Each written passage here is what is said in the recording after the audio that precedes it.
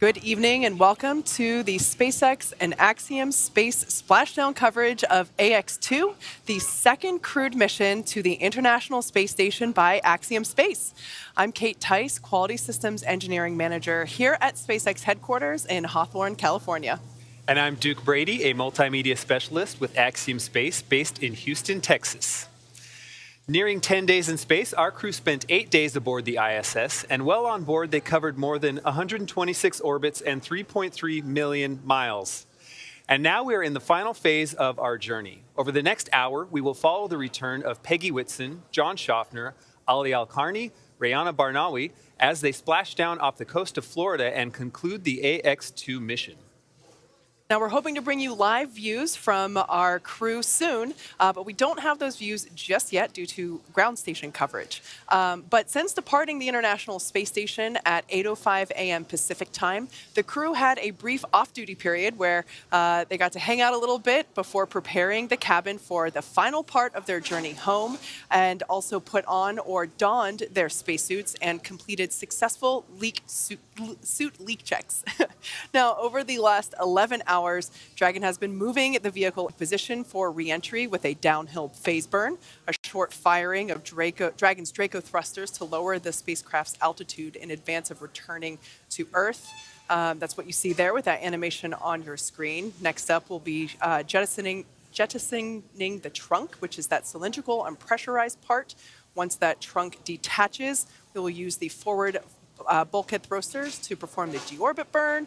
Of course, re-entry burn follows thereafter, and then we will see the drogue parachutes followed by the main parachutes deploying, and then finally with splashdown. Now, this animation shows us splashing down in the Atlantic Ocean, but we are actually going to be re-entering and splashing down on the Gulf side. We are targeting a splashdown location of Panama City. So just a quick note there about that location. Right. And when it does splash down, SpaceX knows exactly where Dragon is expected to land, with recovery teams pre-positioned in the area. These teams are trained to get to the Dragon spacecraft quickly, secure it, and then hoist it aboard the main recovery vessel. From there, crews will open the hatch and help Peggy, John, Ali, and Rayana out of Dragon Freedom. And it'll be a super exciting moment. That will be the first breath of fresh air that they've had in 10 days. Absolutely. I'm sure it's going to smell different than station. The AX-2 mission has been remarkable from start to finish in so many ways, really. This mission is the culmination of years of hard work between both government and private entities to expand opportunities for countries, institutions, industries, and individuals around the world to partake in meaningful science, research, manufacturing, and STEAM-related activities in space. And this crew has certainly stayed busy with many of these kinds of efforts while on station. Yeah, let's take a moment to properly introduce our crew. The AX-2 mission is commanded by retired NASA astronaut Peggy Whitson. Born and raised in Beaconsfield, Iowa, she was inspired along with the world when she watched the Apollo 11 crew walk on the moon. She has since become the most experienced American astronaut and one of the most decorated. Prior to this mission, Whitson flew 3 long-duration missions to the ISS, accruing more time in space than any U.S. astronaut and more than any woman in the world, a cool 665 days. A record she just extended on this mission to 674 days. Now, not only does she serve as the commander for this mission, but Peggy also serves as the director of human spaceflight for Axiom Space. The pilot for AX-2 is private astronaut John Schaffner. Born in Alaska and raised in Kentucky, Schaffner has become the first Alaskan to go to space. He is a STEAM education advocate, business pioneer, and long-life space enthusiast. A pilot since the age of 17, John has over 8,500 flight hours, holding commercial, instrument, single-engine, and multi-engine ratings in land and sea aircraft, as well as helicopter. As an athlete, John has years of competitive experience in water skiing, cycling, whitewater kayaking, hang gliding, skydiving, and base jumping. Throughout this mission, John has invested a lot of his time in STEAM education activities aimed at empowering educators and inspiring teachers. Representing the Saudi Space Commission and serving as a mission specialist, Ali Al-Karni was born in March 1992 in Sabat al-Alaya, Saudi Arabia.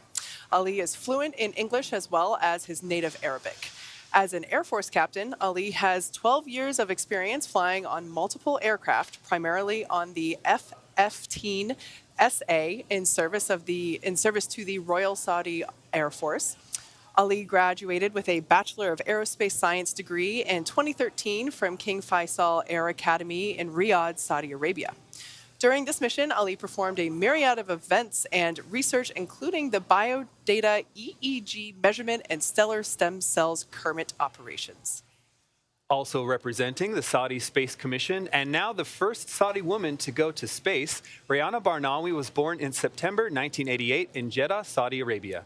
Rihanna has a master's degree in biomedical sciences from Al Faisal University in Riyadh, Saudi Arabia, and a bachelor's degree in biomedical sciences from Otago University in Dunedin, New Zealand. She is fluent in English and Turkish as well as her native Arabic. She has been a research lab technician since 2013 in the Stem Cell and Tissue Re-engineering program at King Faisal Specialist Hospital and Research Center located in Riyadh, Saudi Arabia. And this week, she spent a large portion of her time working in the life sciences glove box, conducting stem cell research in microgravity. And there you have it, the AX-2 crew. This really is such a wonderful, amazing group, and we are eager to reconnect with them and hear their stories firsthand once they get back home to Houston. Now, like we mentioned before, we are hoping to bring you live views of the Dragon capsule momentarily. Now, I do want to note that a few minutes ago, the SpaceX teams did pull go for deorbit burn. So that's basically the next big step that we have. Now, at the moment, Dragon is doing a couple of things autonomously, meaning it's doing it all by itself. It's isolating the thermal control system fluid loops from the radiator. This system is what will help keep the internal temperature of Dragon temperate for the crew during reentry. And then after that, we will see the claw separate. That claw connects the trunk to the cap, and it delivers power, telemetry, and fluids. And that claw separation is the first step in that trunk separation. Of course, we have to separate that trunk, or jettison it, really, in order to expose the heat shield, which is located at the bottom of the capsule. And so once that delayed call, deorbit sequence start.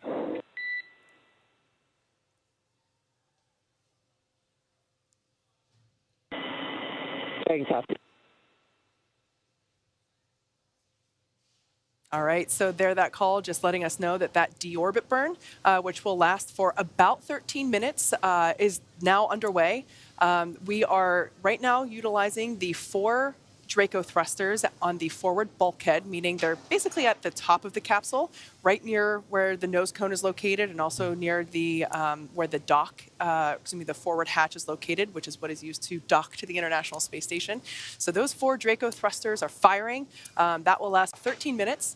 Once that's complete, we will close the nose cone. And once that nose cone is closed, we will basically be ready. The Dragon will be physically configured for reentry. Now, we are expecting today to have a loss of signal, or LOS, and that basically is a lot of friction building up on the exterior of the capsule as it is reentering the Earth's atmosphere, and basically resulting in a buildup of super hot plasma. Now, we will be flowing cooled nitrox, or nitrogen oxygen. Nominal trunk jettison. Great news. Draggy copy.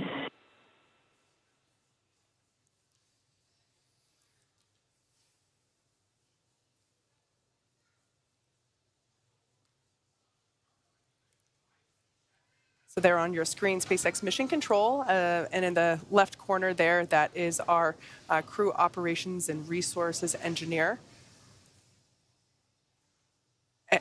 And I mentioned before that we had our deorbit burn underway. I got ahead of myself. We just heard the call out for that claw separation, meaning the trunk will be up next to deorbit. Will be up next to be jettisoned, and then we will step into that deorbit burn. On your screen there, SpaceX Core Michael Blasco, there in the left corner. The SpaceX. Oh, and there we have our first views of the Axiom 2 crew. We can see their visors are up. That's great. We have Commander Peggy Whitson in the foreground, now on the left of your screen, and John Schaffner, the pilot, on the right. So I love this view where we can actually see their screens. If you look at the screen that's on the left-hand side, in the top right corner of that left-hand corner, of that left-hand display, we can actually see a graphic that will illustrate which Draco thrusters are firing when. They will illuminate with a flash of light. This is a great view of all 4 crew members. Everybody looks pretty chill. Yeah.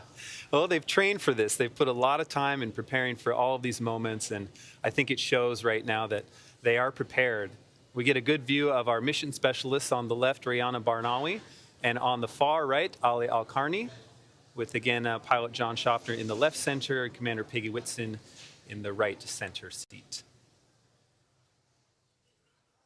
So once again, if you've just joined us, the crew, as you can see, in Dragon Freedom, they are on their way home.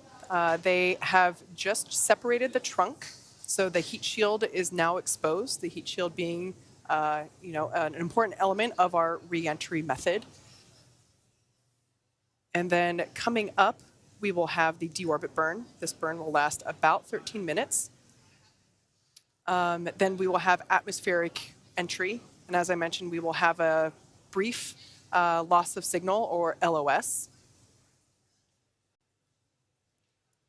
And then once we, at that point in time, we should be able to hopefully see Dragon. This is a night landing, so we are targeting a landing off the coast of Florida in the Gulf of Mexico near Panama City. So I love nighttime splashdowns because Yes. even folks that are on land from, not necessarily just near Panama City, but from areas farther away too, can see Dragon streaking across the sky like this gorgeous comet. You mentioned that plasma that does affect the communications and causes that LOS, and some of us have seen video of that from inside the capsule. That plasma is so bright burning on the outside. It's really fascinating. Yeah, as I mentioned before, there's basically a buildup of friction that occurs around the exterior of the capsule while we are re-entering the Earth's atmosphere because we're going so fast. That atmosphere is actually helping us by helping to slow the capsule down significantly prior to the parachute deploy. But yeah, that results in some plasma buildup on the exterior of the capsule. And the crew stays nice and cool inside. We flow nitrox, which is nitrogen-oxygen mixture. Same stuff that's used in scuba tanks. We flow that into the cabin as well as directly into their suits to help keep everybody comfortable. The temperatures on the outside of Dragon can go above 3,500 degrees Fahrenheit. So the capsule works hard to keep the crew safe, and ultimately that friction is really helping us to slow the vehicle down. So the crew is now standing by for the deorbit burn. As I mentioned, this will last for about 13 minutes. And we will be utilizing Dragon's 4 forward Draco thrusters. Those are located near the nose cone. So once that's complete, we can close the nose cone.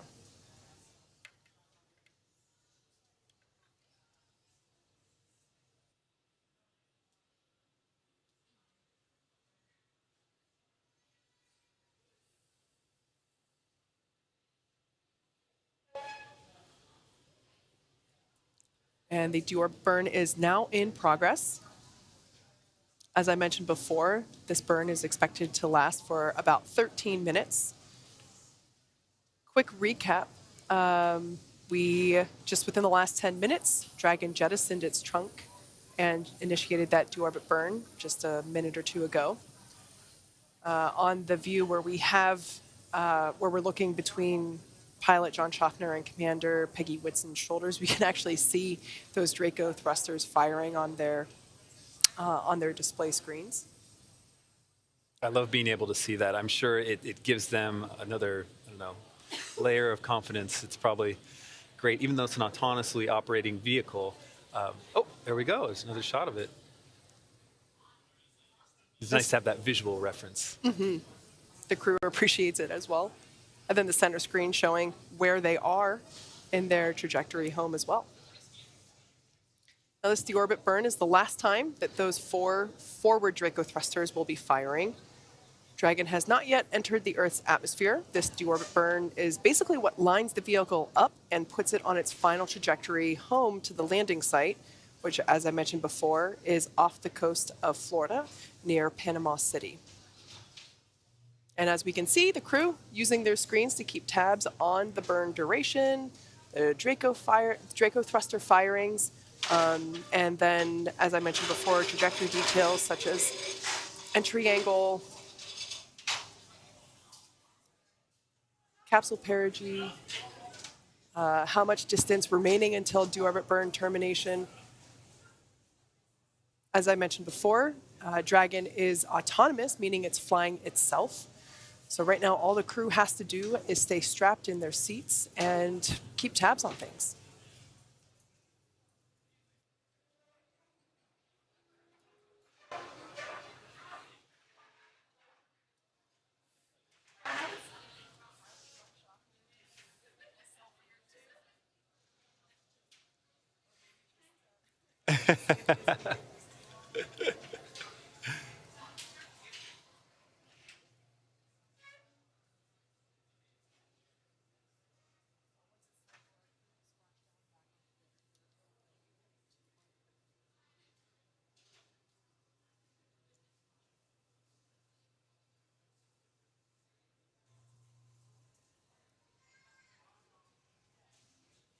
Once it's time for our crew to splash down back on planet Earth, they'll be heading to one of our 7 targeted sites supported by SpaceX.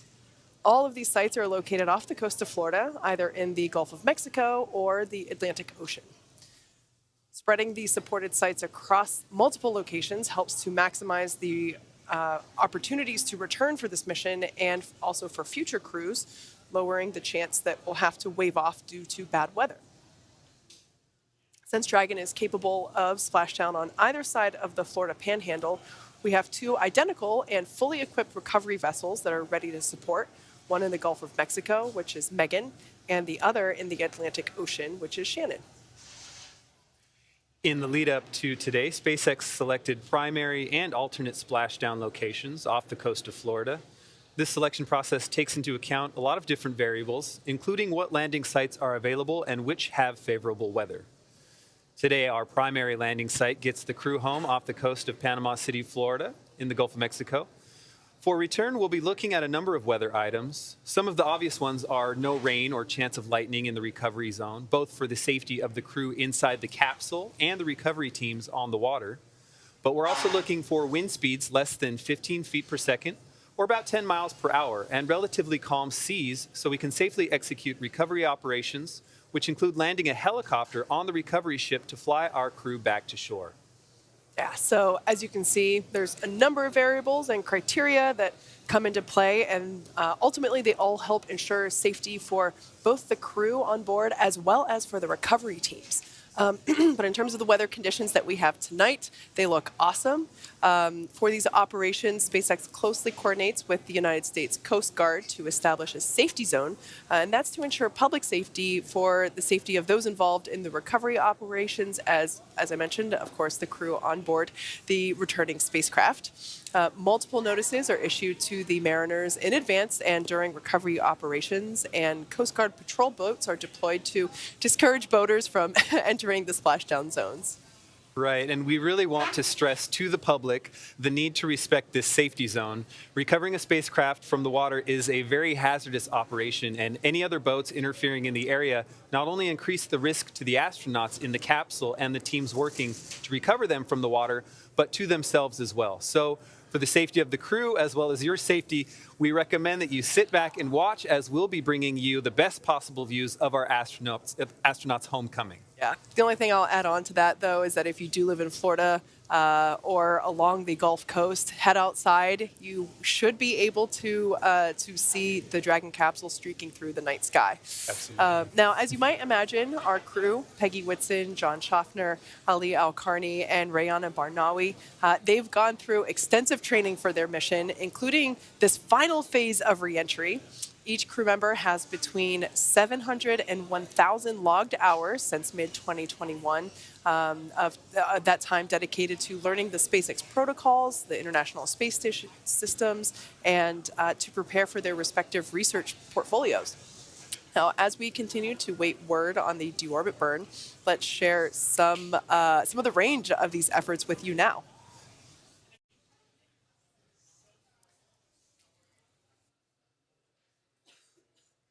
Private astronaut training is quite rigorous. To prepare for the AX-2 crew mission, our team at SpaceX, their teams at SpaceX, had to spend the last several months teaching the crew about orbital mechanics, right? That's absolutely right. They also learned how to live in microgravity and running simulations of full missions from inside our Dragon training capsules.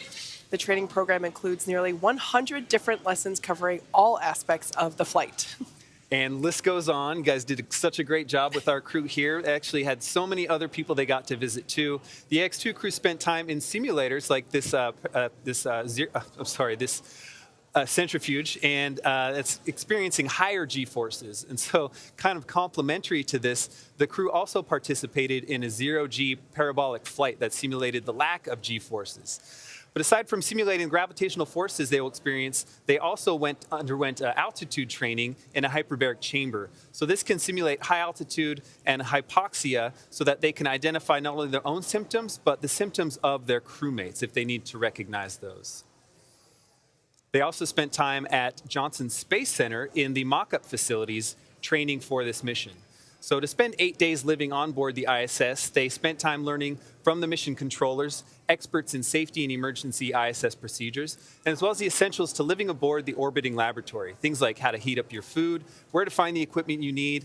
The goal is to be able to confidently complete every task on their timeline, but also be contributing members for the space station as a whole with the other astronauts as they carry out their duties. And so to that end, they also went to Cologne, Germany, and Tsukuba, Japan.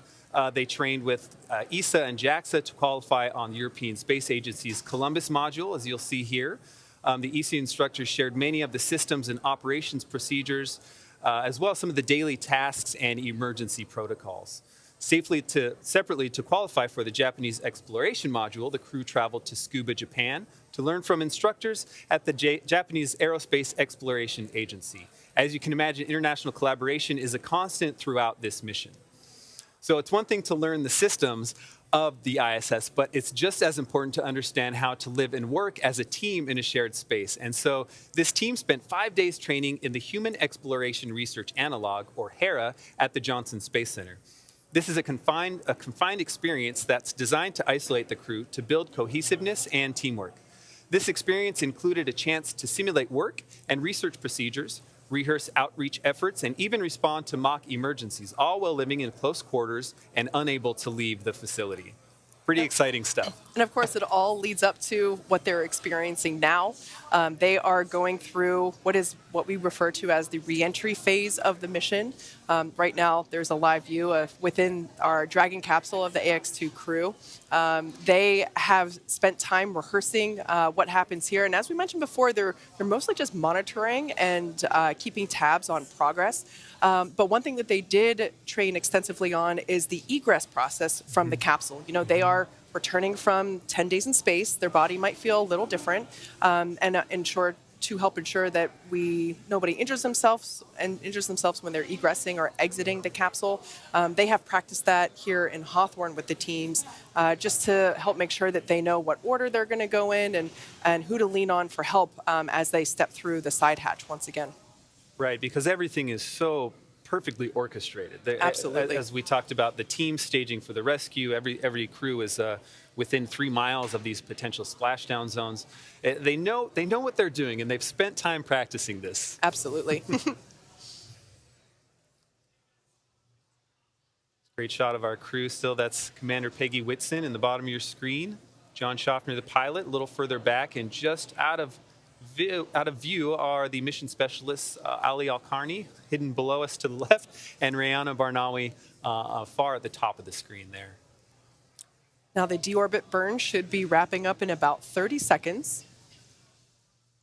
And we can see exactly as the crew sees on their displays, that center screen showing them their trajectory details, as well as what step of the burn or what step of the mission we are in. So you can actually, it looks like it says there deorbit burn, which makes sense. That's where we're at right now.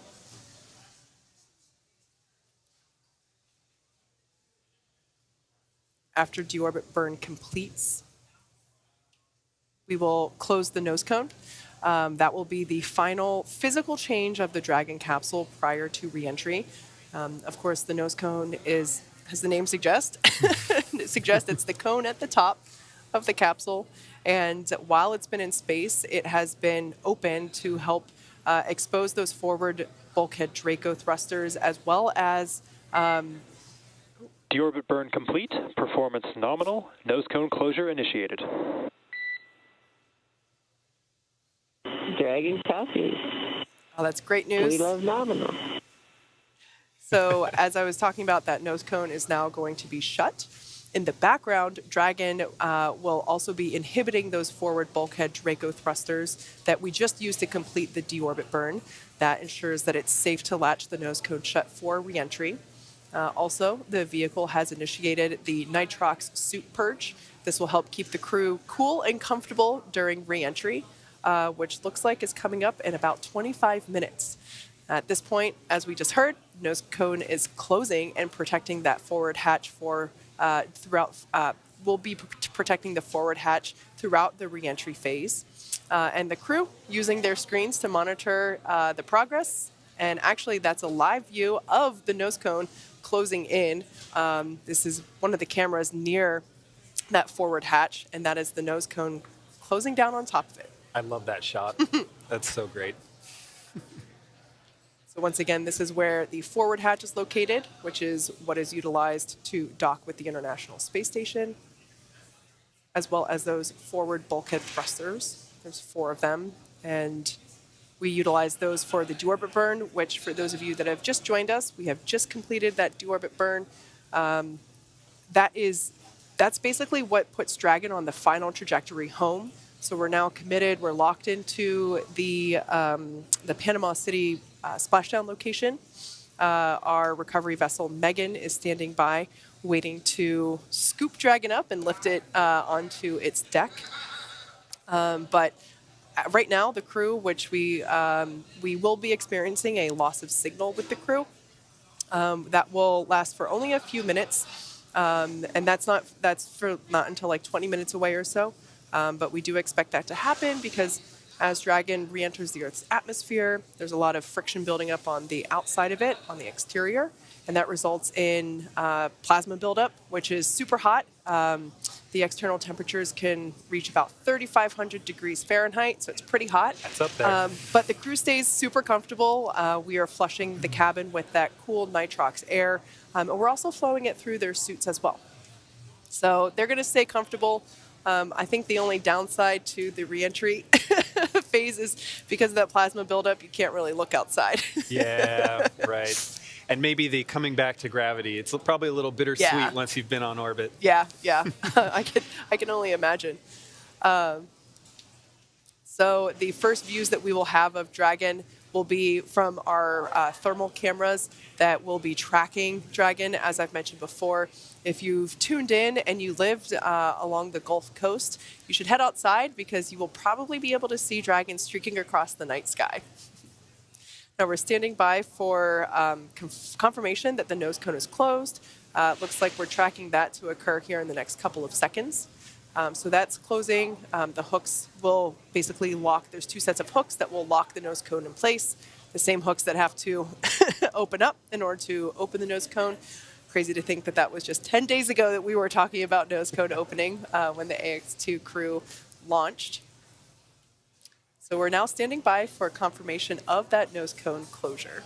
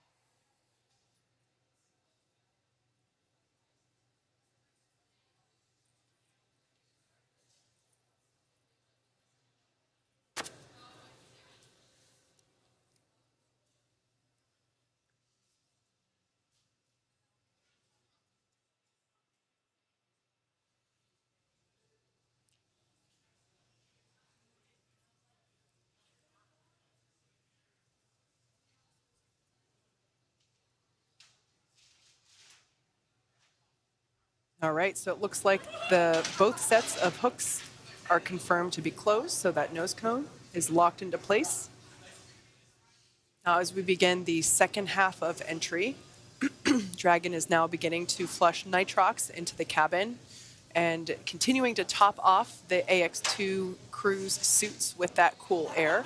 Again, that's what will allow the cabin temperature to remain comfortable while the external temperatures reach 3,500 degrees Fahrenheit.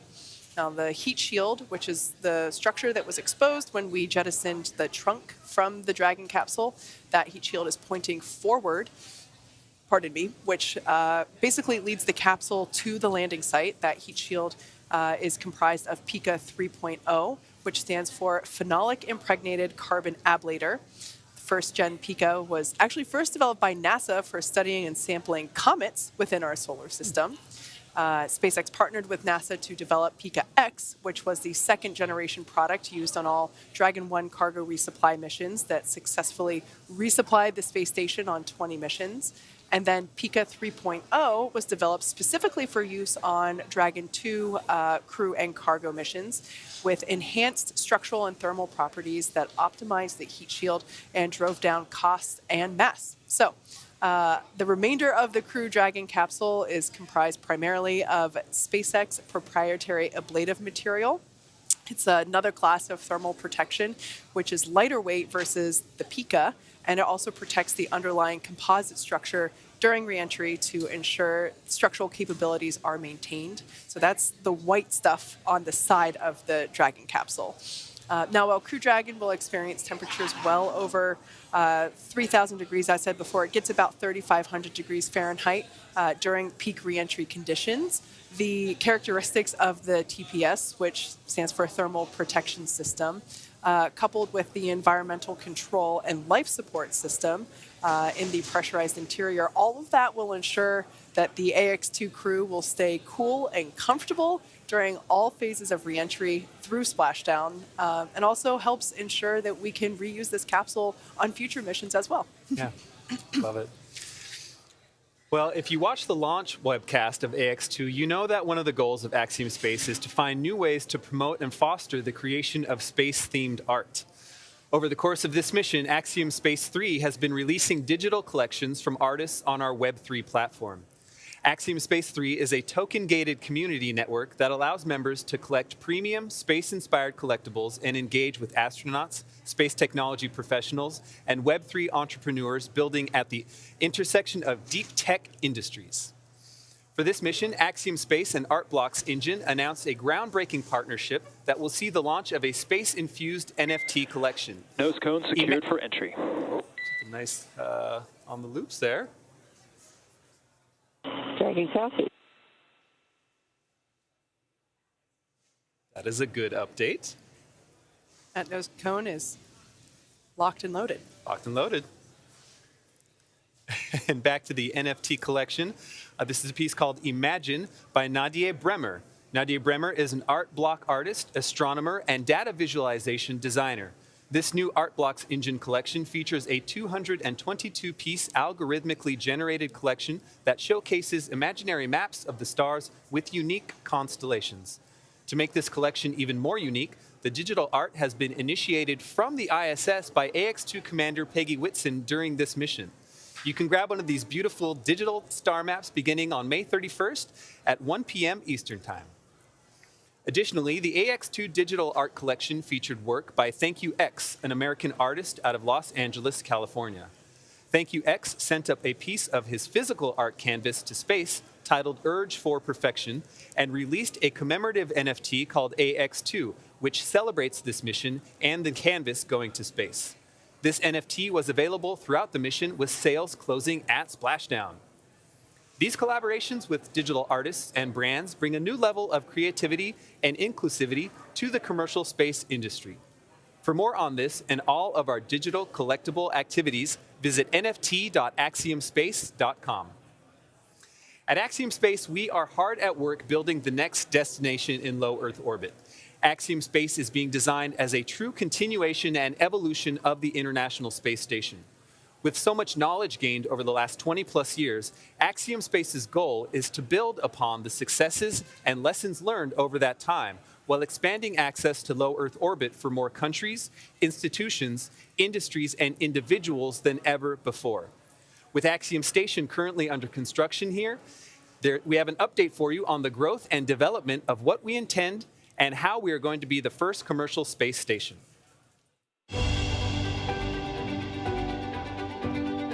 We are building the world's first commercial space station, one element at a time. We think that what we're doing is for everyone, everywhere. This is a global endeavor. Our partner, Thales Alenia in Italy, is in the finishing stages of building the first module, the first pressure vessel. We are here in the integration and manufacturing area of Thales Alenia Space. Here we have the two cones that will be part of the module. Is also the gate to the module, to come in and to come out. The very big cylinder that will be the core of the module. Just to have an idea of the dimension of the real module, you can see me compared with the structure. On these ports, all the additional modules will be docked. This is the most complex piece of the entire Axiom module. We're on pace to build a human-rated spaceship faster than anybody's ever built one. When we look at our roadmap, we look to see how we can double its capability every 5 years. It requires a lot of different talents and a lot of different engineering backgrounds, so we've really expanded the team. I'm working on the time-sensitive network aspect of the space station. So that's the network, have all the flight computers synchronize and actually do the thruster firing at the perfect time. So this is the command trailer. We're able to control our test stand, which enables us to vary our set pressures, our flow rates into the thruster in order to collect performance data at various OFs and chamber pressure conditions. It's always a blast to come out here, set everything up, and start lighting rockets off. Behind us, we have the carbon dioxide removal subassembly. We're going to be creating the most integrated ecosystem that has ever been put into space thus far, which is a really cool thing to be able to say. I fabricate PC boards and cables and harnessing. This is a life-critical job, and you want to make sure you do the best possible job.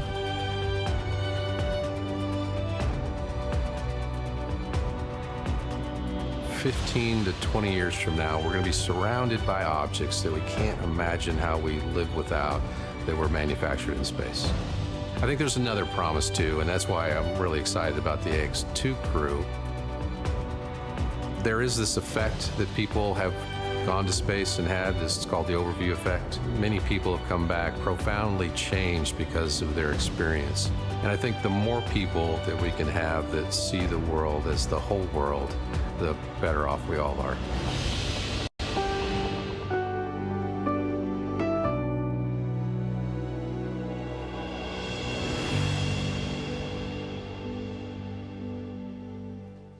Now we have some good news. SpaceX core Michael Blasco gave a quick debrief to the AX-2 crew to let them know the final timing estimations on their re-entry. So we have an updated estimated time for that loss of signal. This will last about 7 minutes, and we're expecting that to occur GMT 0251 and end at 0258. So again, lasting 7 minutes. We did hear that weather conditions are, direct quote, outstanding. So that is excellent. Once again, it sounds like this will be super visible across the Gulf of Mexico. Once again, we are targeting a landing at around Panama City. So head outside and watch it. It's going to look awesome. Well, while we wait for more updates, here's a fun list the teams put together about the mission. 15 things to know. A few things that we want to know about this mission. The crew conducted over 20 microgravity research projects. Some of the research conducted on the mission included studying immune dysfunction in tumor organoid models that can help predict and prevent cancer, investigating how commercial spaceflight crew members adapt to microgravity, and exploring how weather modification works in low gravity conditions. The crew held STEAM events with students all over the world. More specifically, they conducted a series of live science demonstrations with students on Earth through amateur ham radio events, a student art competition from space, and engaging in student-led projects with universities like MIT. While docked to the ISS, they orbited the Earth 126 times and traveled a mere 3.33 million miles. AX-2 was the first commercial mission with both private and government-sponsored astronauts. Peggy Whitson is now the first female commander of a private space mission, adding to her accomplishment as the first female commander of the ISS and extending her record for the longest cumulative time in space by an American astronaut to 674 days across her 4 flights. Ali Al-Karni and Rihanna Barnawi are the first Saudi astronauts to visit the ISS, and Rihanna Barnawi is the first Saudi female to go to space.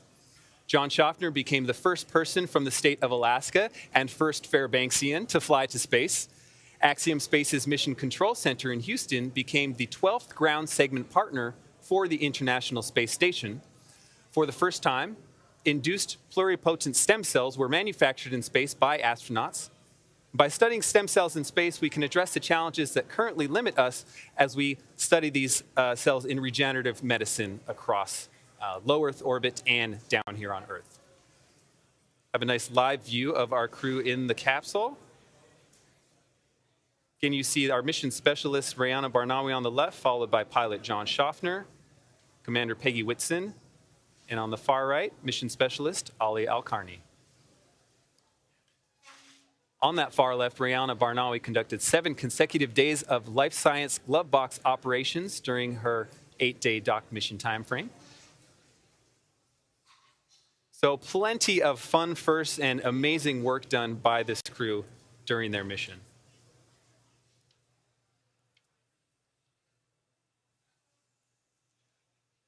Here's another fun one. Our zero-G indicator, named GG, continued the tradition of having the microgravity indicator inside the spacecraft to provide a visual reference for when the crew has reached weightlessness.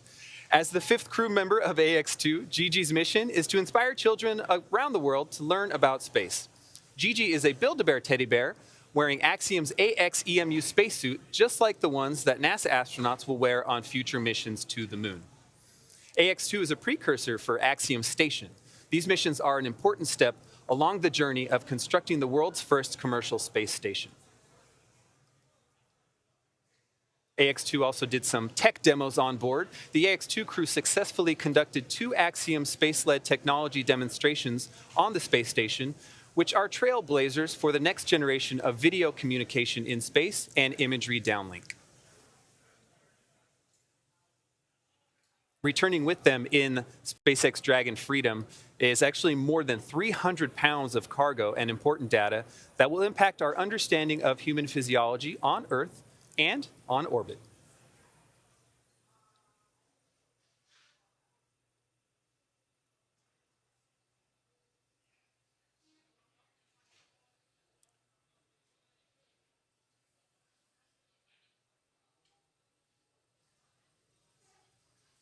As of right now, we can see AX-2 crew are in their suits, in their seats. They're continuing to follow progress on their tablets and the display screen above their head. We have an anticipated loss of signal coming up in about 12 minutes, a little bit, almost 13 minutes.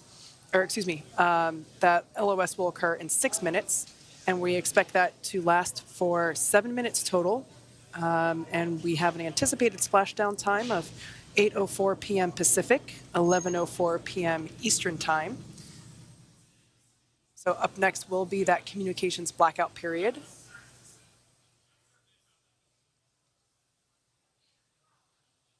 This happens every crew mission that we have as they re-enter the Earth's atmosphere. The exterior of the capsule works really hard to, basically it's encountering a lot of friction as it is re-entering the Earth's atmosphere, and that actually helps the capsule slow down significantly before we deploy the parachutes. Now, the suits that you see them wearing now, they are fully customized and fitted for each crew member. We can see their visors are now down in the locked position. And SpaceX Dragon crew entry prep is complete. Copy that, Dragon. We see your visors are down, restraints are secure, and satchels are also secure. 5 minutes to expected LOS. We will see you on the other side at 0258 Zulu. 0258 Zulu. Good readback.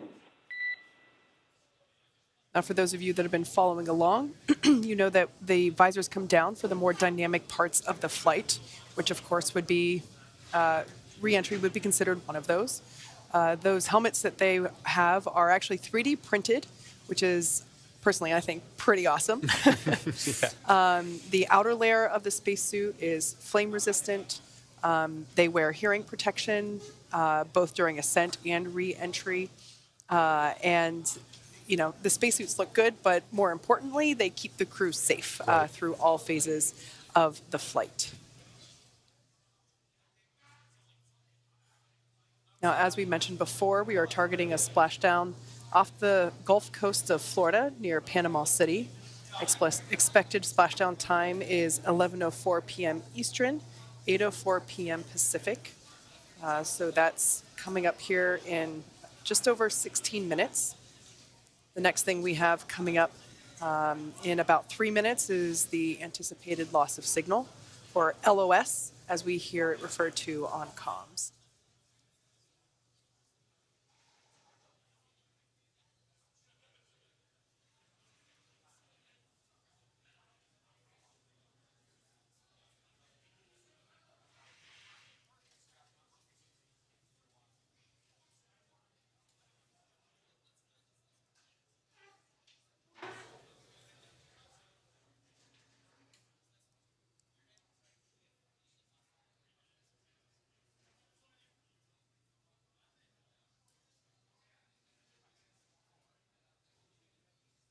That's a live view of SpaceX Mission Control here in Hawthorne, California.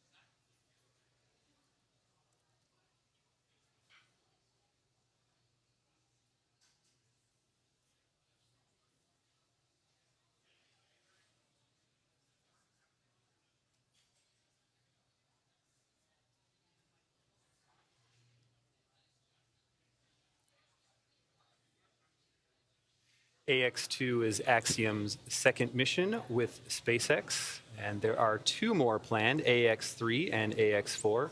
It will also be in SpaceX vehicles.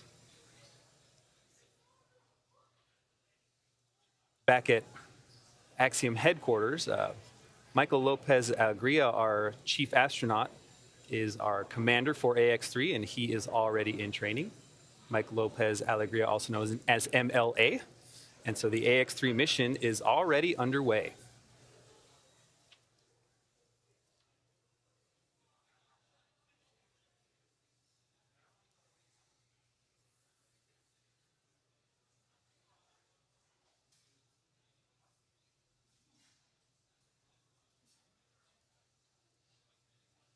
So we're now coming up to the anticipated loss of signal, or LOS.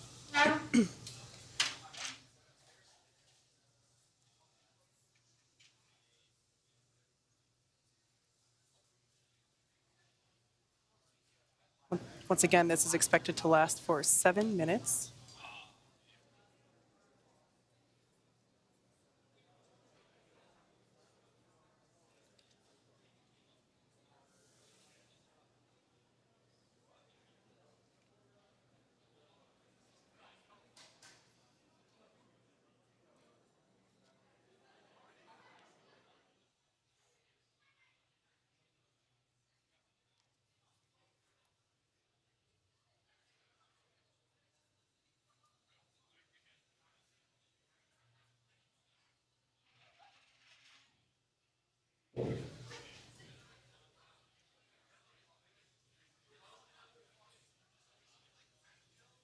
All right, so at this point, we are entering the communications blackout period, or LOS, loss of signal.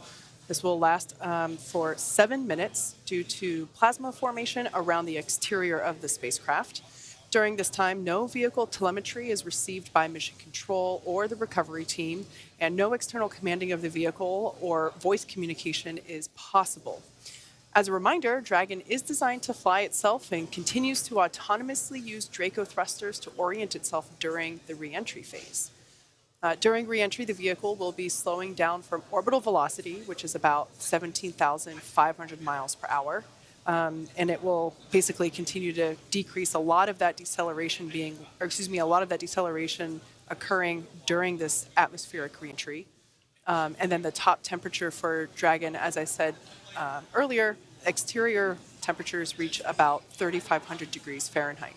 So the crew remains comfortable as we are flowing nitrox, cool nitrox air, both into their suits as well as into Dragon's interior cabin. So while it gets toasty on the outside, and we will see the evidence of that once we get lights shining on Dragon and it's lifted up onto the deck of our recovery vessel, Megan, we will actually be able to see the ablative material on the exterior of the capsule. It'll have some charring on it, which is a good indication that it worked. I like to call them toasted marshmallows. That's the kind of brown patina it reminds me of. So once again, we are in the anticipated communications blackout period. We have about 4 minutes remaining. Total runtime for this blackout period is 7 minutes, so we're roughly about halfway through. In previous crew returns, we have sometimes regained communication faster than expected, so probably in a couple minutes we might hear SpaceX core Michael Blasco start hailing the crew to see if we can regain those communications. Now, our first views of Dragon, hopefully we'll be able to bring them to you soon, but they will be the thermal cameras that will be tracking Dragon's reentry. If you live on the Gulf Coast, it should be visible, streaking across the night sky. Once again, we have an anticipated splashdown time of 11:04 p.m. Eastern, so about 10 minutes from now. Now at about 18,000 feet in altitude, the drogue parachutes will deploy. And after that, around 6,000 feet altitude, we will have the main parachute deployment.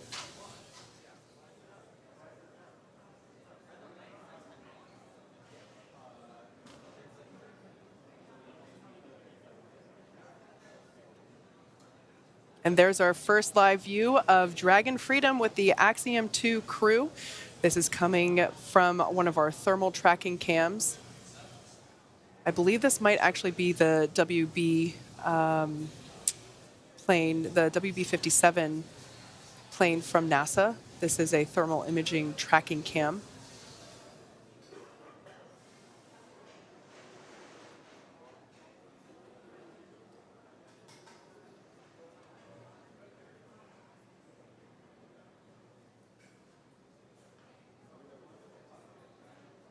About 2 minutes remaining until we have an anticipated until when we anticipate being able to restore communications with the crew. Once again, the buildup of plasma on the outside of the capsule prevents any communications going to or coming from the Dragon capsule.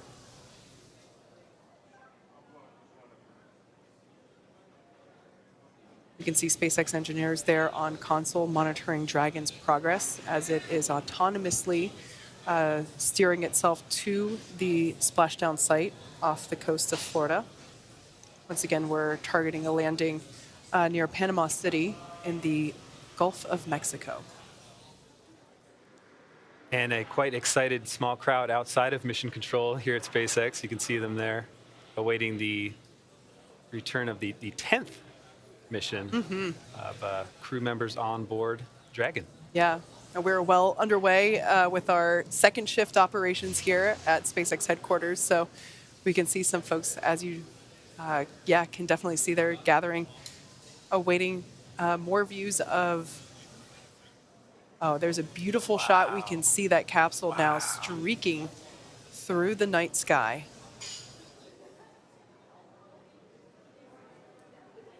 I believe this camera view might be coming from the recovery vessel or from one of the aerial assets that we have in the area. We're now coming up to the end of the expected loss of signal. So we're now moving toward AOS, or acquisition of signal. That's incredible. And we should probably hear SpaceX core Michael Blasco start hailing. Dragon, SpaceX, comm check.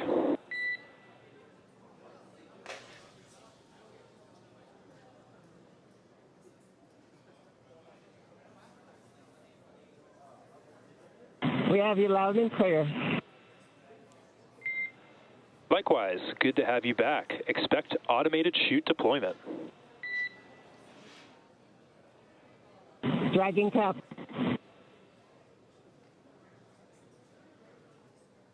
All right, great news there. Those communications have been restored with the Axiom crew. The next event we have coming up. GPS has converged. Expect nominal altitude for drogue chute deploy. Copy. Nominal altitude for drogue chute deploy with GPS. Now we expect those drogues to deploy when the Dragon capsule is around 18,000 feet in altitude. And we're roughly a minute and a half away from deployment.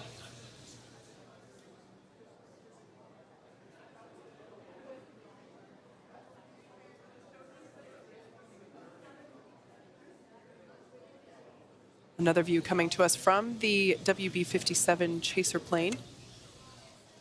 These are thermal images.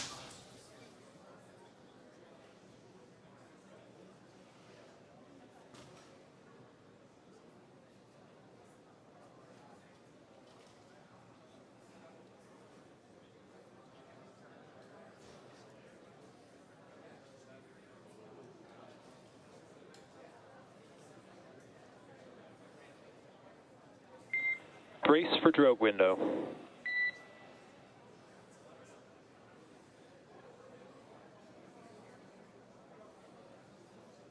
Now standing by for deployment of the drogue parachutes.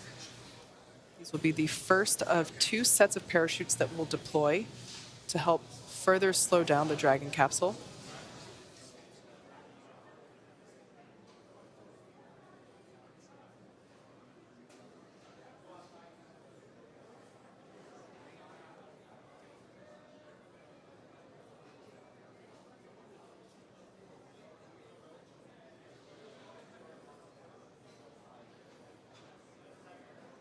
Should see those drogue those drogues deploy any second now.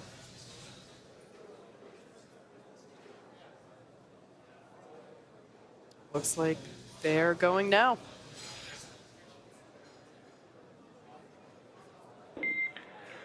Visual on 2 healthy drogues.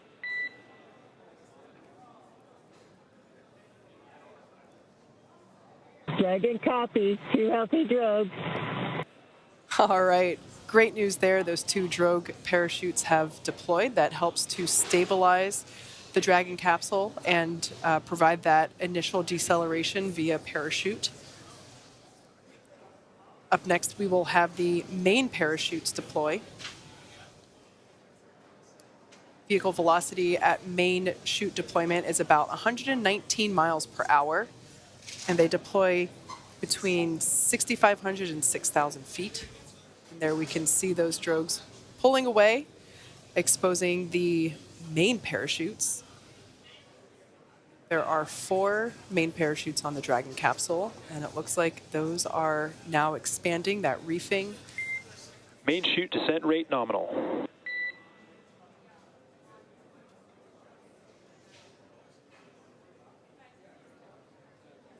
And Dragon copies. Nominal chute. Now this is a really cool view from the Dragon capsule. That's actually from the basin where the main parachutes... 1 kilometer. 1,000 meters, copy.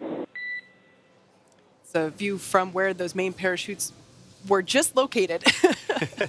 From this point on, we will hear Commander Peggy Whitson call out the altitude of the Dragon capsule. So we just heard her call out 1 kilometer, meaning 1 kilometer above the ocean surface.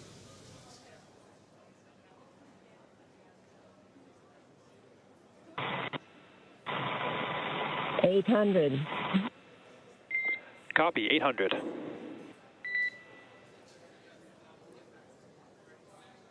So at this point in time, we can see we have 4 healthy main parachutes have deployed for the Axiom 2 crew. In a matter of minutes, they have gone from 17,500 miles per hour down to roughly now about 70 miles per hour. 600. Copy, Even less 600. than that,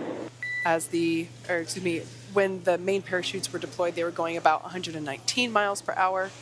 And by the time that they actually land in the water, it's about 10 miles per hour, thereabouts.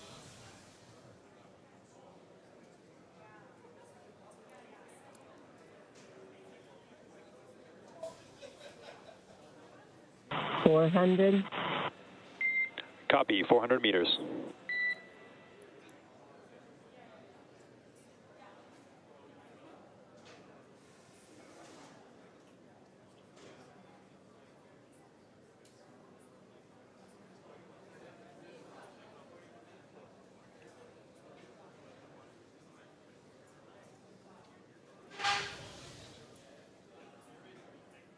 $200. Crew is braced. Copy, 200 and braced for splashdown. All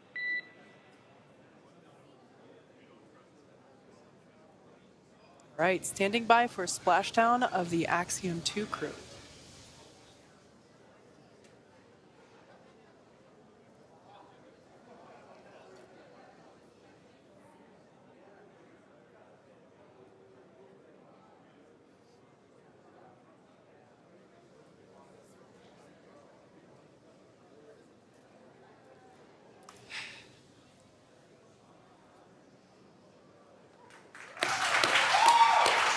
AX-2 is back on Earth.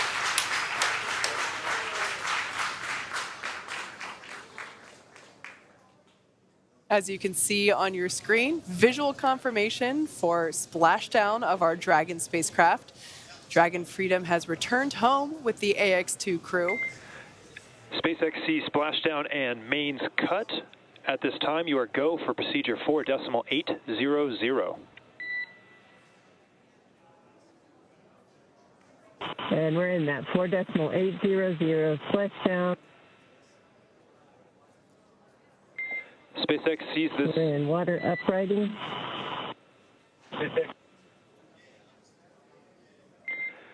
SpaceX sees the same. Peggy, John, Ali, Rayana, on behalf of SpaceX, welcome home.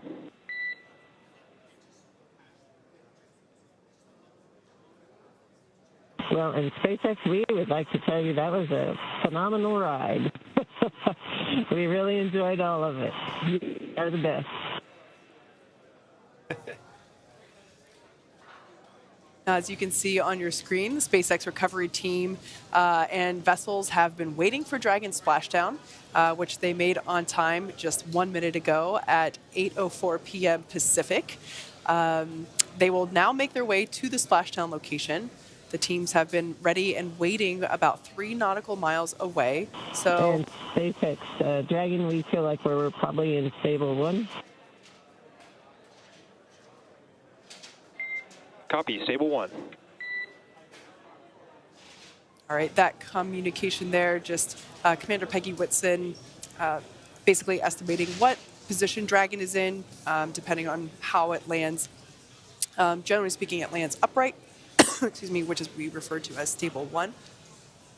But the teams will it'll take them about 30 minutes to make their way to our crew inside Dragon.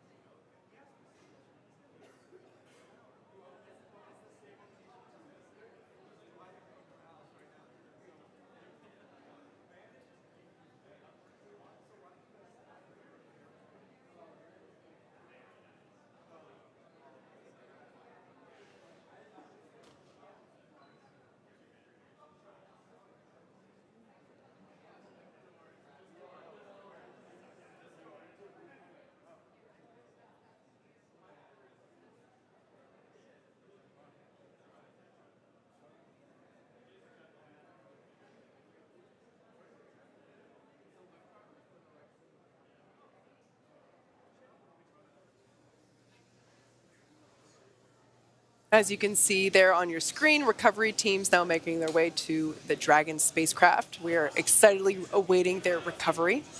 Dragon has already autonomously completed several steps to safe itself following splashdown. We can see lots of bright lights there by the teams both in the water and in the air to help ensure that the recovery team can see what they're doing. Absolutely. And for those of you just joining us, the return of AX-2 has gone smoothly so far. Dragon Freedom successfully re-entered the Earth's atmosphere, followed by deployment of its parachutes to slow the spacecraft down to a gentle 15 miles per hour. Dragon successfully splashed down in the Gulf of Mexico at 8:04 p.m. Pacific time, right on time, off the coast of Panama City, Florida, in the Gulf of Mexico, and we are now awaiting Dragon's recovery. Yeah. Now, upon detection of landing, Dragon automatically releases the main parachutes, and that's to help prevent the wind from pulling on the spacecraft. The Dragon then automatically saves any pyrotechnics still present on the vehicle and may... Dragon, SpaceX is go for recovery personnel to approach. Expect personnel alongside in approximately 1 minute. We'll be expecting them, thank you. SpaceX core Michael Blasco just giving the crew a heads up that they can expect some folks to reach the Dragon capsule. So those are the fast boats that we see now approaching. The view that we have now is actually coming to us from our recovery vessel Megan, which is also making its way to the Dragon capsule, but it doesn't go as fast as the fast boats do, so it takes it a little bit longer. So at this point on, we will see the operations get closer and closer into view. But at this point in time, the astronauts remain seated and in their suits, and the onboard air conditioning keeps temperatures in check inside the spacecraft, and communication systems on board remain powered up. So as we just heard, the crew can continue to communicate. That's right. And SpaceX has 2 fast boats in the recovery fleet, which have moved quickly to the splashdown point. They're being followed by Megan, as Kate just said, the main recovery vessel, which will move into position upwind of the spacecraft. The 2 fast boats have very specific roles. The first approach is focused on immediate safety inspection of the capsule integrity and checking for any presence of hypergolic propellant vapors, ensuring that it is safe for Megan to approach the Dragon spacecraft. Once the capsule is cleared for full approach, the team begins rigging the capsule for water recovery by the recovery ship. The second fast boat is responsible for parachute recovery. Dragon, we're complete with 4.800. Copy, 4.800 complete. Great, just some more updates on nominal completion of the checklist. As I was saying, that second fast boat is responsible for parachute recovery and also serves as a redundant boat to the first. And Dragon, requesting permission to come on board via the display camera view only. The display camera view only. Yeah, you can come on board. Copy, and work. Permission granted from Commander Peggy Whitson there on the net. And then lastly, on the fast boat points, we'll see a team member on a jet ski helping to gather up the now detached parachutes. Now, it'll take a little bit more than 10 minutes for the recovery crew to complete all those safety checks. And once those are complete, the team will begin preparing Dragon to be lifted into the recovery vessel. As part of the preparation for that lift, one member of the recovery team will climb on top of the capsule so they can attach Dragon's hoist rings and connect the lifting lines. It will take less than an hour to raise Dragon onto the recovery boat and remove the crew from the spacecraft. And then, after medical checkouts, the crew will return to the Cape by helicopter and be rejoined with their families. That's great. I'd love to have the role of jumping. Display camera is on board. I would not like to have that role. I've said it on previous Splashdown webcasts, the individual responsible for jumping into the ocean at night sounds like a nightmare to me. So I have a lot of respect for the individuals that are trained and willing to do that job. It is an important job that is actually a very a highly technical role, as they have to go through a lot of training. Excuse me, and they are also need to be able. Have to know where they are allowed to step, and really how to attach the fittings, as I mentioned before, those hoist points for where Dragon will then be hooked into and lifted onto the recovery vessel. We can see the Dragon capsule getting closer and closer into view as our recovery vessel, Megan, makes its way to the splashdown site. Dragon, hypergol sweeps and unfired ordnance checks are nominal. Rigging is in progress. Approximately 25, that's 25 minutes until capsule lift. Stand by for PMC with SpaceX flight surgeon. Dragon capsule. All right, that was SpaceX Core, just letting the crew know that all of the unused pyrotechnics are safe, and that they will now begin to prepare the capsule for rigging. And that PMC that we heard stands for Private Medical Conference, so that will be the opportunity for each crew member to have a private conversation with the flight surgeon, just a quick check-in to make sure that everybody's feeling happy and healthy. We can see those other boats, the fast boats, as well as a jet ski, making their way around. They are collecting the parachutes out of the water.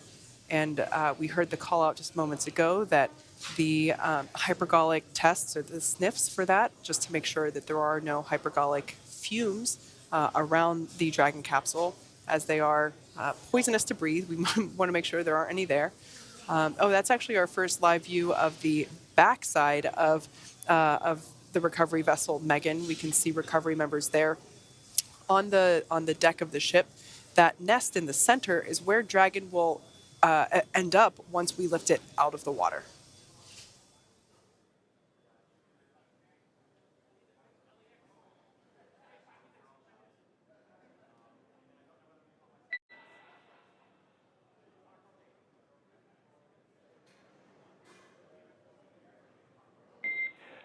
Dragon to ground is now public.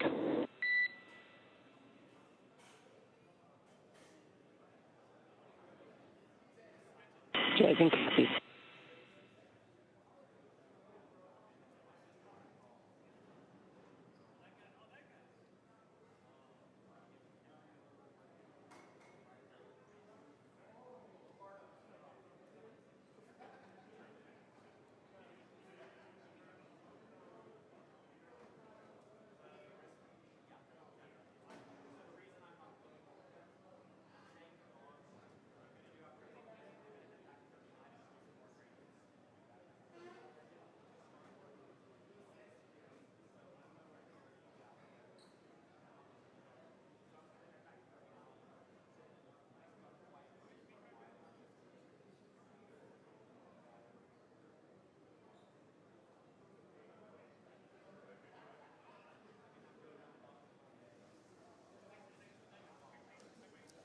Got a better view now of the recovery team there on the right-hand side, making their way, making progress with getting the Dragon capsule rigged and prepared for lifting out of the ocean and into the platform there on the left-hand side of your screen.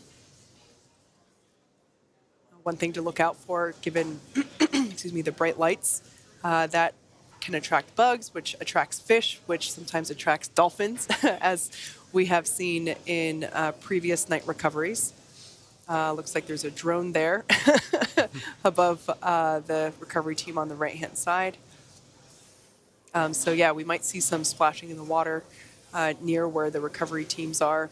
And we can actually now see there, that view on the right-hand side, the SpaceX recovery team member. Yeah, but now we got a full screen of that SpaceX recovery team member, really visible, climbing on the Dragon capsule. As I said before, this is a highly specialized and trained position within the recovery team, as the Dragon capsule, certain areas are wet as it just splashed down, and they have to ensure that the rigging and the hoist points are attached and secured to the Dragon capsule.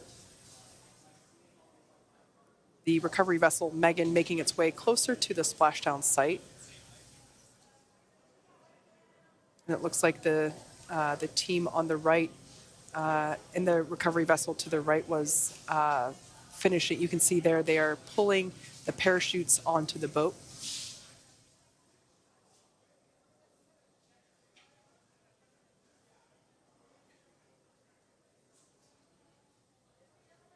As I mentioned before, the physical evidence of that reentry phase now evident, visible, well, not right now, but it will be momentarily, that charring on the charring on the exterior of the capsule, on that ablative material, or rather it's a thermal protection system.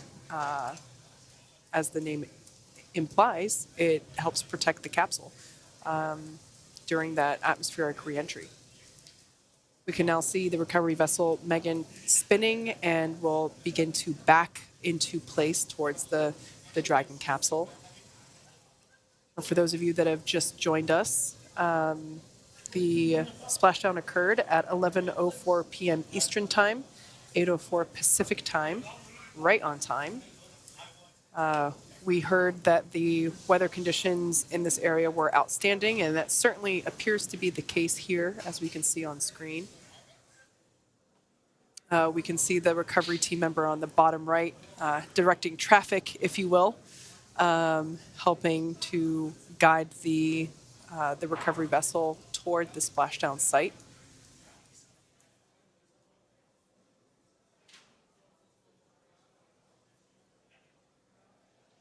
Now, the structure that we see up and above the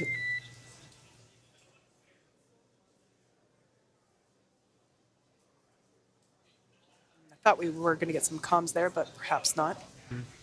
That lift that we actually see above those two recovery team members, that's a hydraulic lift that once we get closer to Dragon, it will actually push out a little bit and basically hover over. Dragon, be advised, we are transitioning the forward link.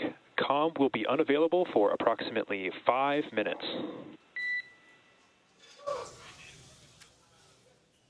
Dragon copy. Comm unavailable, 5 minutes. Good readback.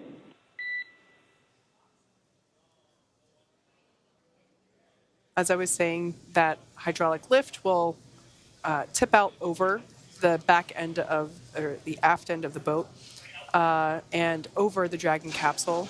The recovery team member that is on the capsule will actually receive the lifting harnesses and cables and attach those. We will then see that team member, one of my favorite parts to watch out for in the recovery process, that individual will just jump right off and into the water, and will climb aboard one of the fast boats in the area. And in a matter of seconds, that hydraulic lift that we see there will lift and position the Dragon capsule up and out of the water and into that nest that we see there in the center of the deck. And that part really is the fastest part of recovery. And then once the Dragon capsule is in that nest then gets pulled forward, basically kind of under where the camera position is now, and toward the ship's deck. And that's where the SpaceX team and the flight surgeon will be standing by, ready to open that side hatch after some more safety checks. And that will be a very exciting moment for the Axiom 2 crew. That will be with the reopening of that side hatch. Now, keep in mind, it's been closed since they took off from planet Earth 10 days ago. That side hatch has not been opened since before liftoff. So reopening that side hatch will be the first breath of Earth air, which in this case will be very humid and salty smelling, that they will have gotten in the last 10 days. I love how we're still in their mission. In fact, they went through extensive water rescue training just for this moment. The Axiom crews train on the water rescue, and AX-2 is no different. They had some pretty extensive water rescue training, so we're still in the mission. Yeah, so this is a great view. We can really get a good glimpse of the SpaceX team member that is on board the capsule as it spins a little bit there. Again, I volunteer for that position. Looks fun to me. Yeah, it's a really tough position to have. As I said, they train a lot for it. And it's tough because they are in a wetsuit. And when you think about it, they are soaking wet when they try to climb up on top of the Dragon capsule. They climb aboard from after hopping in the ocean. So yeah, like I said, they're soaking wet. They are, everything's really slippery. And they have to know exactly where they can grab a hold of to safely do their job. Pretty amazing to think that just 12 hours ago, this crew was in space, was on the International Space Station, and now here they are, bobbing in the ocean. What a journey for AX-2. Absolutely. I mean, you could even say, even as little as an hour ago, they were still in space in microgravity. Yeah, so we see now one of those guidelines have been attached. We can see them kind of orienting the capsule a little bit. This operation is highly choreographed, although it might look like a little bit of a traffic jam here and there, but it is highly rehearsed, and each team member has a specific job, and they know exactly what that job is. The recovery team practices both daytime and nighttime recoveries. Dragon, forward link transition complete. Dragon copies.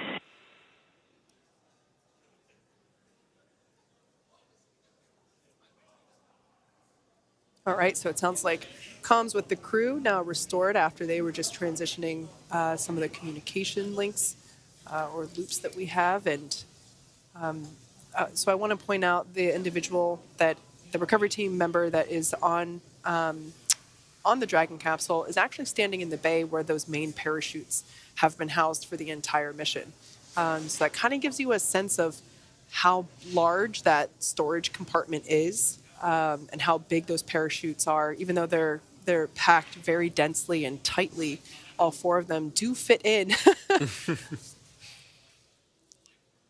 And with those parachutes deployed, we've lost some weight and cargo in that sense, but we're still coming back with 300 pounds of science to process here on Earth, including our crew members and our fifth crew member, Gigi. Yeah, one of the things that I've loved about this mission was it wasn't just a focus on STEM, it was a focus on STEAM, which for those that might not be familiar is science, technology, engineering, mathematics, but with the addition of arts, so STEAM instead of just STEM. And as a musician Dragon, myself, I certainly... Approximately 3 minutes until capsule lift. Dragon copies. 3 minutes to lift. Okay, the recovery teams are now preparing to lower the vessel's hydraulic lift mechanism into the water to bring the spacecraft into the on-deck translation system known as the nest, as Kate mentioned. Dragon will remain in the nest during the crew extraction and for the journey back into port. The capsule is currently just about to be lifted up, we think. We'll see it here in a second. It will be centered and then oriented on that nest. Dragon will then be translated into the hangar underneath the helipad aboard the ship so that we can open the hatch. And of course, once open, a SpaceX medical doctor will be the first one in to check on the crew to see if they're ready to egress out of the vehicle. That's right. We can see that recovery team member still working to secure the harnessing to the capsule. Climbing like a highly skilled... Oh. There we go. Dragon, brace for capsule lift. Brace for capsule lift. As I mentioned before, this will happen very quickly. This is one of the most efficient and quickest parts of the recovery process. So don't blink. You can see the fast boat now clearing the way for the lift. That lift now underway.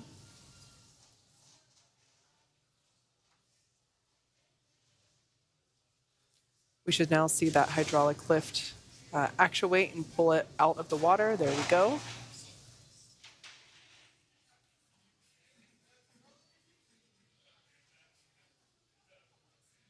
It's a pretty cool view there of the heat shield on the underside. That's the side of the capsule that was basically facing Earth during re-entry. Those harnesses will now pull the bottom of the capsule, that heat shield, and align it for placement there in the nest. See some water sloshing around the bay where the main parachutes were held.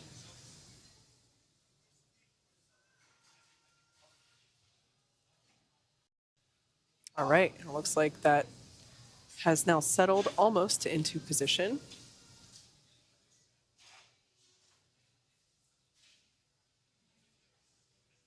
I suppose the last dynamic movement of our cruise journey.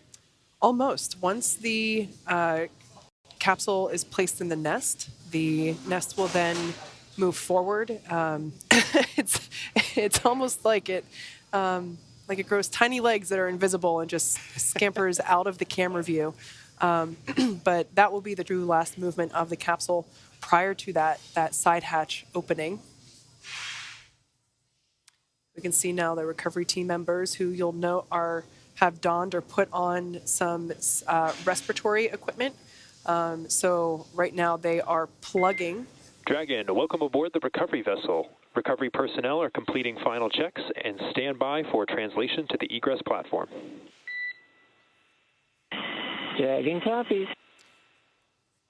So the reason that they're wearing respirators at the moment is that once the Dragon capsule has translated, as we just heard, to the platform on the inner side of the vessel, they will perform some additional hypergolic safety checks to ensure that there are no vapors or fumes remaining.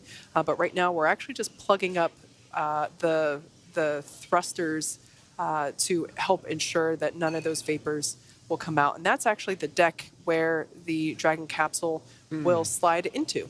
That final translation movement you Exactly. were talking about. Dragon slide. So we can see those recovery team members now unlatching the safety cables and the harnesses that pulled Dragon up and out of the water and helped secure it into the position.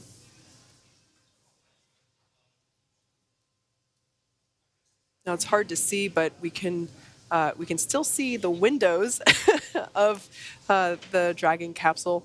They're a little dirty at this point, but those are the two circular shapes on either side of the side hatch. And then we can see up above the side hatch is where those drogue parachutes were located. Also where some of that additional safety harnessing that rigging is located. So once all of the service section Draco thrusters have been plugged, they are, and you can also kind of see some of it happening now. They're performing some of those hypergolic sniff checks.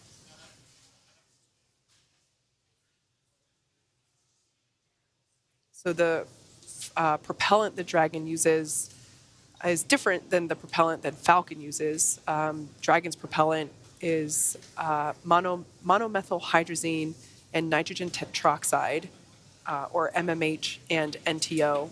And when they come into contact with each other, they instantaneously combust. So it's a great propellant for when you're on orbit, because you don't need an ignition source, which is good, because generally you don't want ignition sources in space. So these two propellants are great for on-orbit operations, but they are toxic to breathe. So that's why we were taking these extra steps, because Dragon had a lot of those two propellants on board. And even as recently as an hour ago, some of those Draco thrusters were firing. So just ensuring that none of those fumes are present.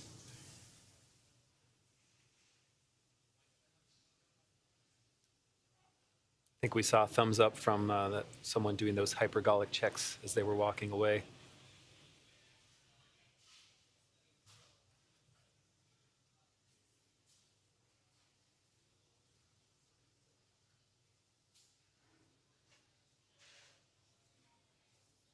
For those of you that have just recently tuned in, we had a on-time splashdown at 11:04 p.m. Eastern Time, 8:04 p.m. Pacific Time. The Dragon capsule has been lifted out of the water. They landed near Panama City, Florida, in the Gulf Coast. So it's been lifted out. The astronauts, I'm getting ahead of myself, the Dragon capsule in just moments from now will be moved or translated just out of camera view. We have another camera view, and we'll be able to see it there, but it will be slid into position near the deck where the crew will be able to egress from the side hatch. And then once that side hatch is open, that will be the Axiom 2 crew's first breath of fresh air since they boarded Falcon 9 at the start of their mission back on May 21st, which was just 10 days ago. So we're now standing by for translation of the Dragon capsule, which will put it into position to open the side hatch after undergoing additional hypergolic checks and spacecraft cabin pressurization.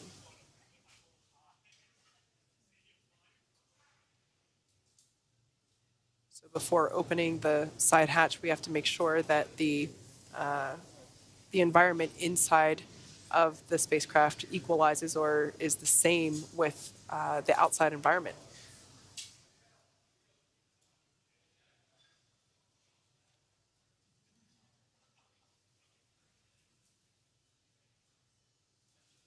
So we can just barely make out the recovery team making their final preparations before sliding the Dragon capsule into position.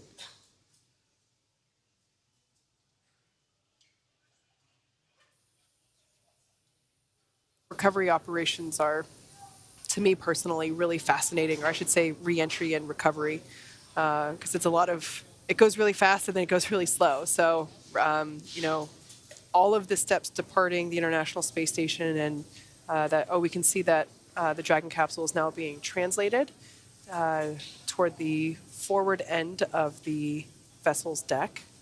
Once again, this is our recovery vessel, Megan, which services our Gulf landing sites. Another camera view there, seeing it move into position. As I mentioned, all the recovery team members wearing those personal respirators to help ensure that if there are any remaining hypergolic fumes, that they don't come into contact with them, as they are right next to the capsule. beginning to spray down the capsule to try and flush out some of that salt water.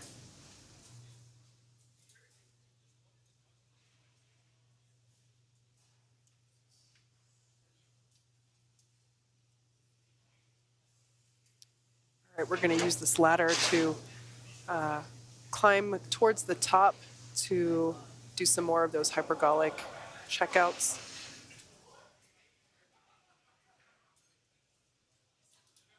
As I mentioned before, that side hatch is where the Axiom 2 crew will egress from.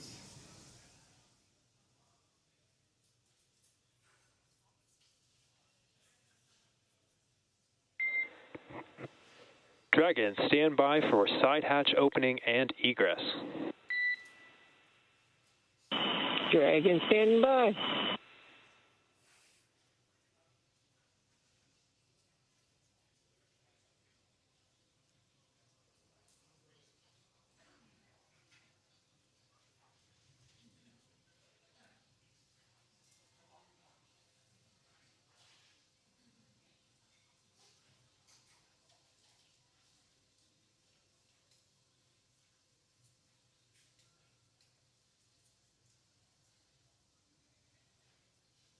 All right, we can see the recovery team now taking off their personal protective equipment, or PPE. They can get rid of those respirators as the hypergolic checkouts have cleared.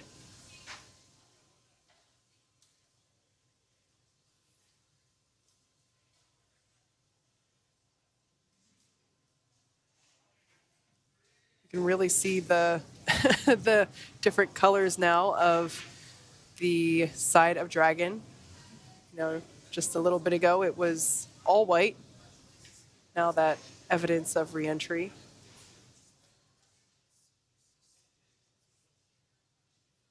I always love being able to see the heat shield as the Dragon comes up and out of the water. All right, we can see that the recovery team is now opening the side hatch. There it is. This is the first breath of fresh air, in this case, salty air, for the Axiom 2 crew since climbing on board Falcon 9 just 10 days ago. So the first person in is the medical officer doing checks with the crew members to ensure that everyone is doing all right. I see some thumbs up and waving. See some waving from Mariana Barnawi there on the left. The first photos being taken there. I think they're getting the seal of the hatch, but glad to see our crew's already waving for their photo op. Just out of view, there's that plastic. I shouldn't say it's plastic, but I'm not quite sure what it's made out of. But that fixture will actually help protect the side hatch as the crew egresses. So as I mentioned before, we reuse our Dragon capsules. This is actually the second time that this capsule has been to space, and that fixture helps protect elements of the side hatch from damage as the crew steps out. You know, they are coming back from a little bit of time in space, and we want to assure that everybody stays safe. So we will be partially assisting them out of the capsule, but also just helps to ensure the integrity of the hardware.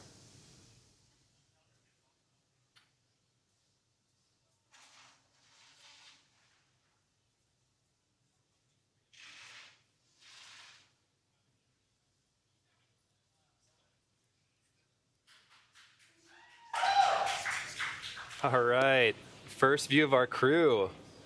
AX-2, happy waves and holding hands all around. That's wonderful to see. Nearing 10 days on orbit, and the crew is nearly ready to egress through that side hatch.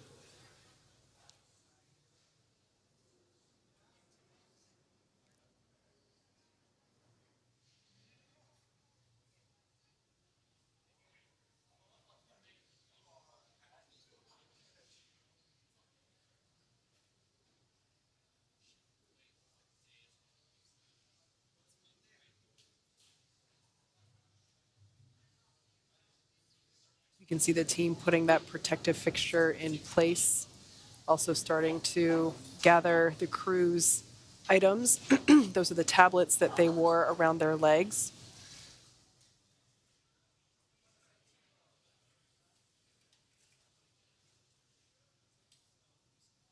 And we can see the folks on the edge, the left-hand side of your screen, following along with our procedures, documenting what is coming out of the capsule to make sure everything is accounted for.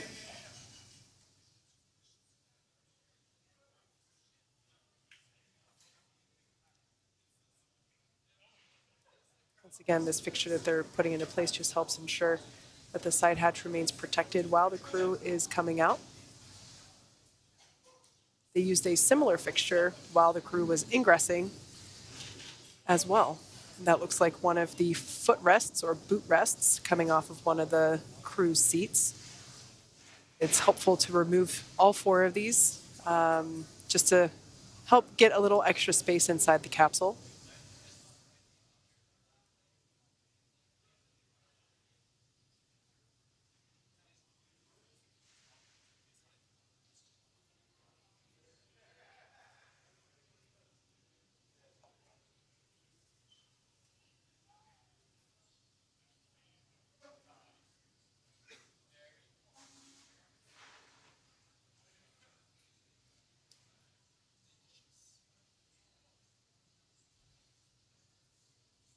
Right, we can see SpaceX recovery members there putting in place the slide that the Axiom 2 crew will utilize to make their way out of the capsule, or egress is exit.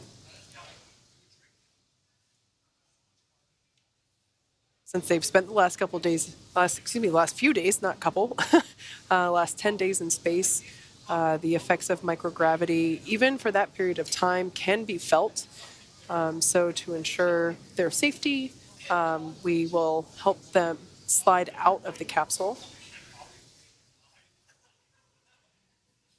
But I have a feeling that we'll also see big smiles and some happy waves at the same time.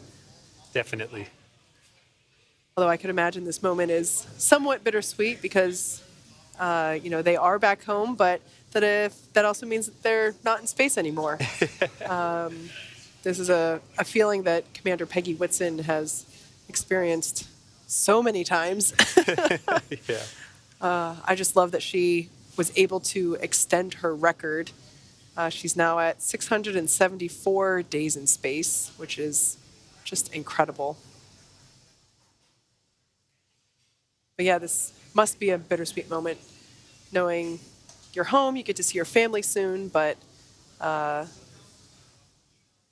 the ride to space is now over. I think I heard Peggy in an interview after her NASA retirement say, she was asked, what are you going to do now? And she said, I'd like to go back to space. And she certainly did.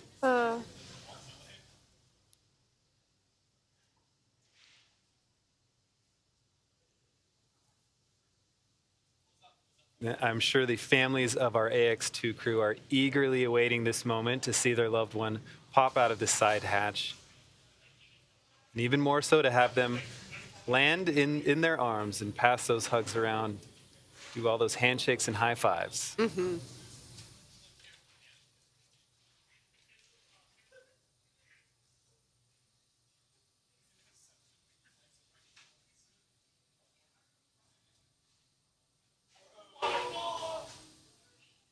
We're now standing by for crew egress, where they will make their way out of their seats and exit the Dragon capsule.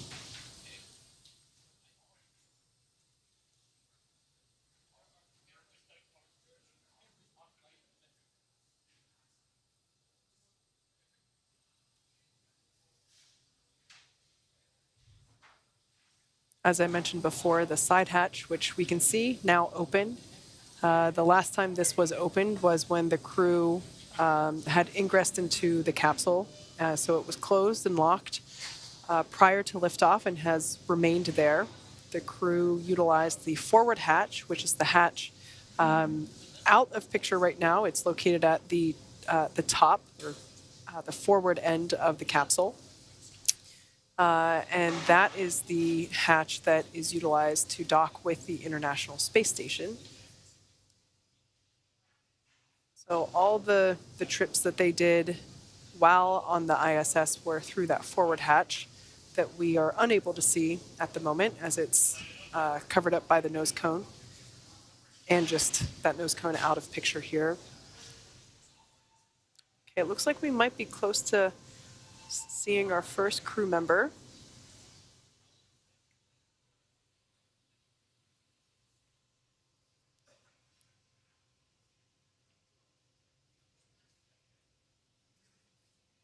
Yes. Starting to see our first crew member egress from SpaceX Dragon vehicle. Who is that? Is that? I think that might be Peggy. That does look like Peggy. Commander Peggy Whitson seems to have egressed the vehicle.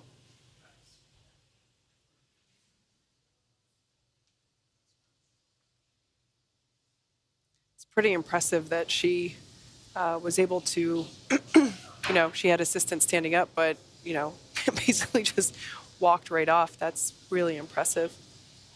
I'd say her vestibular system is pretty well trained at this point. Really set the bar high for everyone else coming after her. I wouldn't want to do that. All right, we got legs of our second crew member. If they're removing from the center, I'm going to wager that it's our pilot, John Schaffner, but we will see. Generally speaking, it is easier to have the two crew members in seats 2 and 3. So generally the commander and the pilot egress first. Right.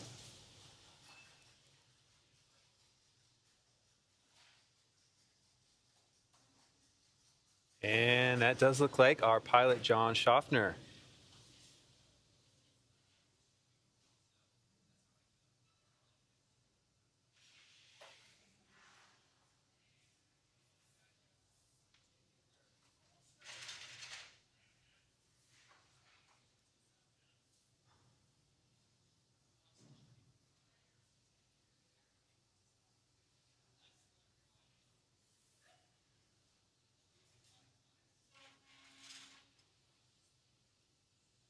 So at this point in time, 2 of the 4 Axiom 2 crew members have egressed from the capsule.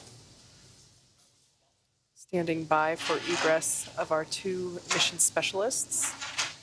Now removing the footrests of those 2 other seats.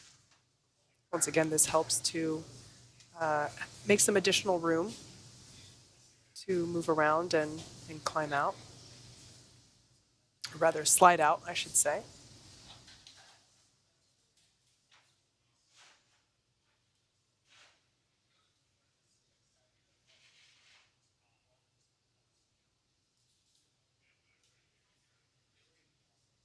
And actually, on the right there is Axiom's flight surgeon, our lead AX-2 flight surgeon, Michelle Hong, assisting our mission specialist. That looks like Rayana. Rayana Barnawi, egressing a Dragon capsule. Little help up. Yay! Nice little photo opportunity. A little celebration right there. Again, super impressive to me that these crew members are just walking off after being helped up. So now with Rayana having exited, all that's left is Ali Al-Karni, our other mission specialist, who was sitting on the far right-hand side.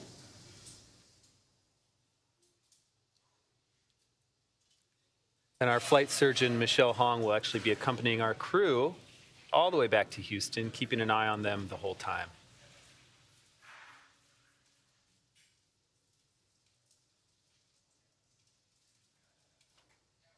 See the feet now of our final crew members starting to egress the hatch, through the hatch. Ali Al-Karni making his egress from Dragon Freedom. Pausing for a little photo there. That's great.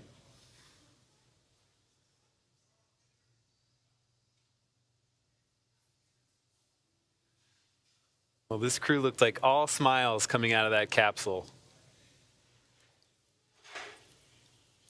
And now that our crew are safely back home on Earth and getting the first checkouts by our medical team on board, we're going to wrap up our live coverage of their historic return. For those of you that didn't have a chance to follow along, the AX-2 crew lifted off from Launch Pad 39A on Sunday, May 21st, and arrived at the International Space Station about 15 and a half hours later, which marked Dragon's fastest launch to docking time for a human spaceflight mission.